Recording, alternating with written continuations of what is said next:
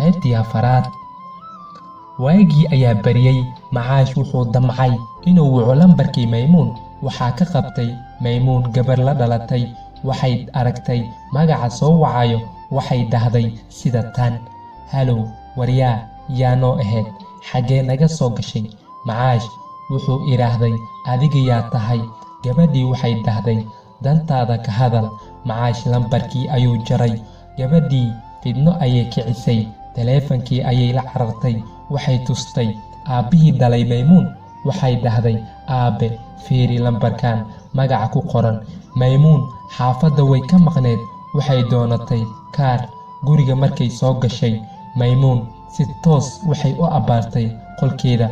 Waxay weysay taleefankeeda. Waxay dhahday sida tan: taleefankeygii yaa qaatay? Wiil yar ayaa u jawaabay. Wuxuu dhahay, abbaayo, taleefankaagii aabe ayaa loo geeyey. Maymuun way naxday. Isla markii aabbihii dhalay ayaa soo galay qolka. Wuxuu dhahay sida tan: aabe, aniga waxbarashadaada ayaan la daaladhacayaa. Adigana wax loo joogin ayaad ku mashquulsan tahay. Awlaadda ha iga haleenin.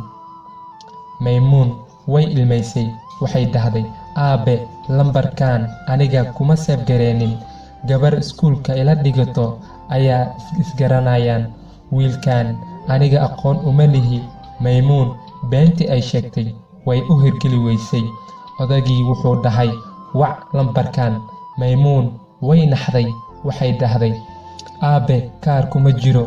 Odagii wuxuu dhahay, gacantaada fur, soo kaar ma ahan waxa gacantaada ku haysid. Waxay dhahday, haa aabe. Lambarkii ayaa la wacay.